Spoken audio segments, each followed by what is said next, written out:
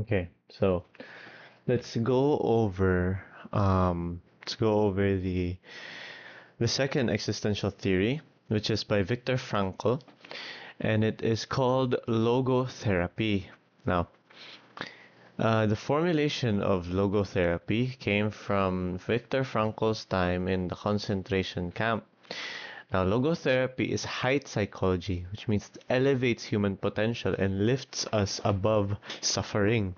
So, his theory is basically more like, rather than asking what happened to you, he asks, how did you respond to it? That's his main more goal in a sense, right? And so, logos, it's very forward looking and very meaning centered, right? Okay, so the core principles of this theory is freedom of will, will to meaning, and meaning of life. So, what is that? What's freedom of will? Let's talk about that one first. Freedom of will, the freedom, the freedom to do anything, the freeness, and then of will. So, to do what you want. So, it's the power to choose. You have a choice, which is the freedom of will, to direct your energy into something meaningful instead of something opposite. So, you know, directing your energy into personal growth, your career, into real relationships. Now, there's only one thing that you can't take from a man, and that's his attitude towards any given situation. So, no matter what, the one thing you can't take from a man is the way that he reacts to a certain situation. Now, let's talk about the next one, which is will to meaning. Now, will to meaning is basically just human drive. So, pleasure alone does not fulfill us, purpose does. So, our primary drive isn't pleasure, uh, as per Freud, or power, as per Adler, but it's meaning. So that's basically what fulfills us. It's purpose, it's meaning. So meaning is a concrete response to something of value to the doer and of the world and or the world. So it's a hidden potential that brings value to the doer and or the world. Did I write anything else other than that? Yeah. So logotherapy suggests that true well-being is not found in pleasure, but in purpose seeking. So again, no, like for ang katong drive, human drive or the will to being, it's basically just it's basically what fulfills us. Kay ang first one kay sa tong first one, let's go back at it again. The first one is freedom of will, the power to choose. We have the decision to put our energy into what we decide. Will to meaning is human drive, which means it's the kanang human drive, which is in this theory, it means the kanang what basically drives us, what gives us this feeling of kanang pleasure. It's not just sex or kanang power, but it's purpose or meaning, right? And then this theory suggests, this logotherapy suggests that true well-being is not found in pleasure, but in purpose seeking. So now we talk about existential vacuum. And that's basically a sense of emptiness caused by the lack of meaning. So this is in relation to katong will to meaning or will to being, right? So that moment, will being,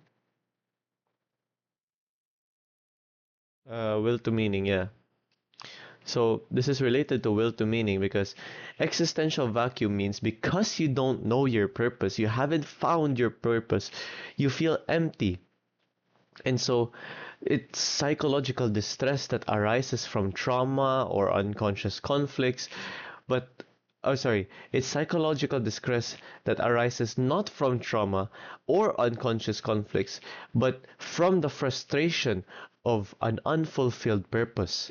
So, remember, ang existential vacuum, it's when you don't know your purpose, and that causes psychological distress. Now, meaning of life. Um, Stop asking, right? And so instead of saying, what can life give me? You ask, what can I give life? In a sense, according to Frankl, it's more like instead of always life giving you something, you have to give life something. You have to be the proactive one to actually change your environment and give your environment something. You shape your environment, right? Now, Viktor Frankl had three ways to find meaning. He postulated three ways to find meaning. These are creative values, then experiential values, and attitudinal values. Now, creative values are what you give to the world through your actions, your projects, your creations, and in essence, it's by creating something that has value, uh, be it a piece of art, solution, or solution to a problem, or even raising a family, you affirm your role in shaping the world around you. Basically, the ability to shape the world around you.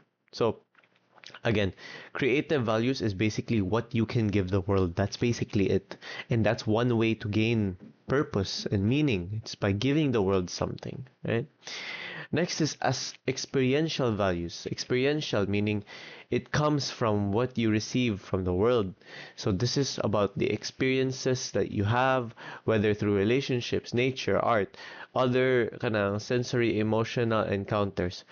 So again, it's kind of ang previous one, creative values, it's what you can give the world. Now, experiential values is what you have gained from the world, which is experience. So, how you look at those experiences, your relationships, your nature, those are basically experiential values. These are what you have received from the world. That's one way to gain a sense of purpose. Now, the last one is attitudinal values. The attitudes that we adopt, especially when facing unavoidable suffering, and this is by adopting a resilient, dignified stance even in the face of hardship. So I'm not sure if I put it here. You transform, so by adopting a resilient, dignified stance even in the face of hardship, you transform suffering into an opportunity for personal growth. So ang kaning attitudinal values kay it emphasizes more on this idea nga when you're faced with hardship, or when you're faced with anything for that matter, attitudinal values, meaning how you react to it, your attitude to it, defines or has a big part in defining your kanang purpose in your meaning. So when you say kanang uh if you're faced with hardship and you instantly want to give up, you don't even want to try, that is an example of like a way where you lose the ability to be able to find your meaning. But when faced with hardship and transforming your suffering into an opportunity for personal growth, that can be an example of finding your meaning, or that can lead you to finding your meaning. So that's basically the three ways in where you can gain meaning. Now, suffering can be meaningful. So when we are no longer able to change a situation, just think of an incurable disease where we are then challenged to change ourselves. So what does this mean, right? Wait, is that really it?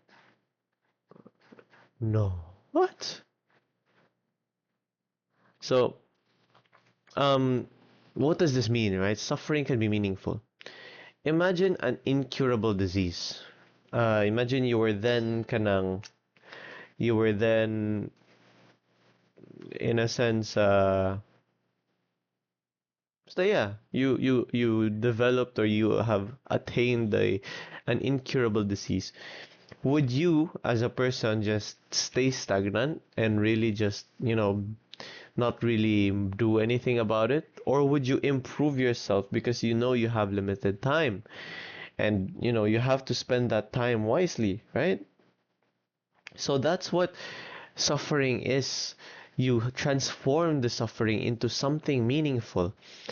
And that's what Viktor Frankl's kanang theory kind of, tries to tell us, right? And so, I'd like to look at where is that, man? I'd like to look at the comparison um, between Rollo May and Viktor Frankl's theories. So, an example of this would be here.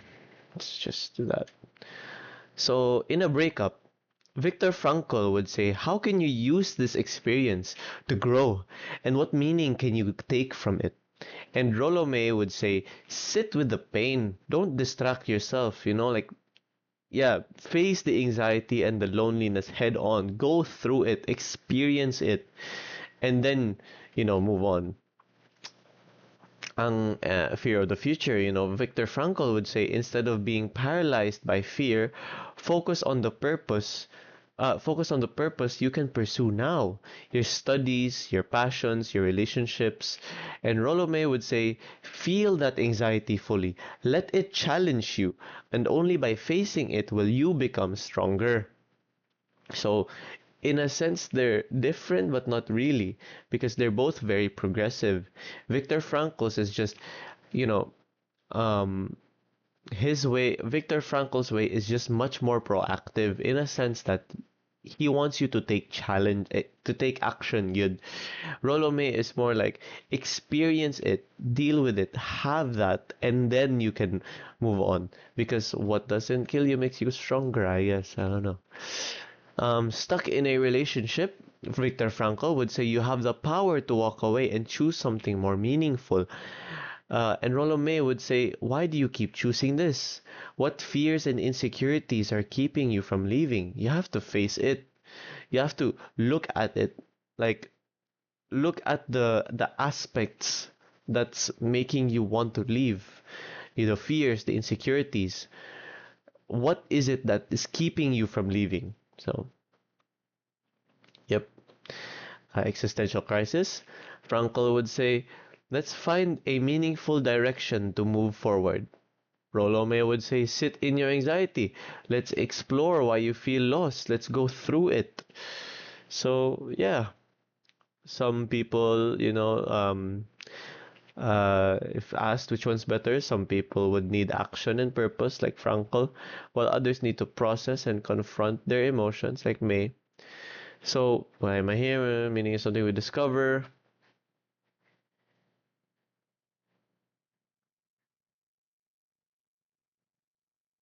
Yeah, that's it.